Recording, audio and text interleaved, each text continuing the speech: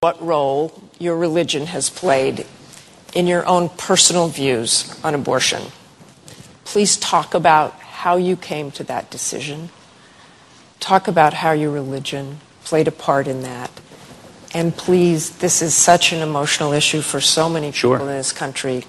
Please talk personally about this, if you could. Congressman Ryan. I don't see how a person can separate their public life from their private life or from their faith. Our faith informs us in everything we do. My faith informs me about how to take care of the vulnerable, about how to make sure that people have a chance in life. Now, you want to ask basically why I'm pro-life? It's not simply because of my Catholic faith. That's a factor, of course. But it's also because of reason and science. You know, I think about 10.5 years ago, my wife Jana and I went to Mercy Hospital in Janesville, where I was born, for our 7-week ultrasound for our firstborn child. And we saw that heartbeat. Our little baby was in the shape of a bean. And to this day, we have nicknamed our firstborn child, Liza, Bean. Now, I believe that life begins at conception. Those are the reasons why I'm pro-life. Now, I understand this is a difficult issue, and I respect people who don't agree with me on this, but the policy of a Romney administration will be to oppose abortion with the exceptions for rape, incest, and life of the mother. What troubles me more is how this administration has handled all of these issues. Look at what they're doing through Obamacare with respect to assaulting the religious liberties of this country. They're infringing upon our first freedom, the freedom of religion, by infringing on Catholic charities, Catholic churches, Catholic hospitals. Our church should not have to sue our federal government to maintain their religious liberties. And with respect to abortion, the Democratic Party used to say they want it to be safe, legal, and rare.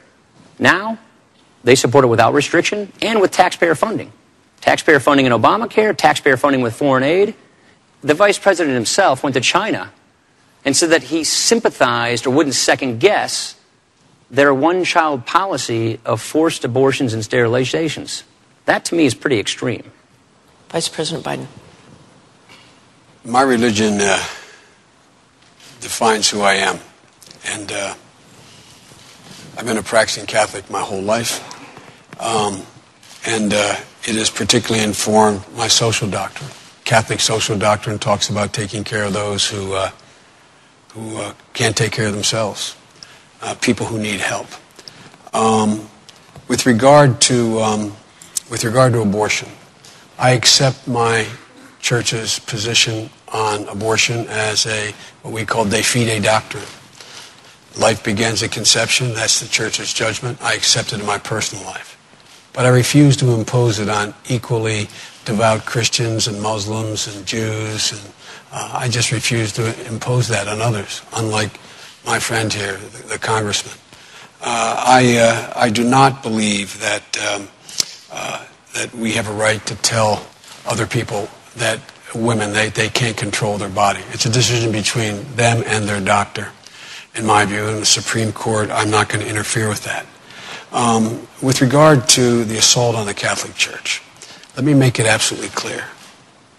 No religious institution, Catholic or otherwise, including Catholic Social Services, Georgetown Hospital, Mercy Hospital, any hospital, none has to either refer for contraception, none has to pay for contraception, none has to be a vehicle to get contraception in any insurance policy they provide. That is a fact.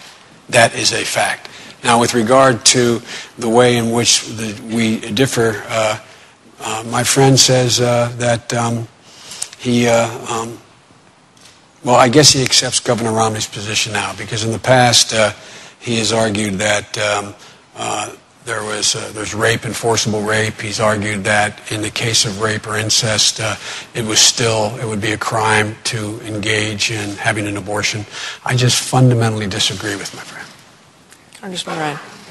All I'm saying is if you believe that life begins at conception, that therefore doesn't change the definition of life. That's a principle. The policy of a Romney administration is to oppose abortion with exceptions for rape, incest, and life of the mother.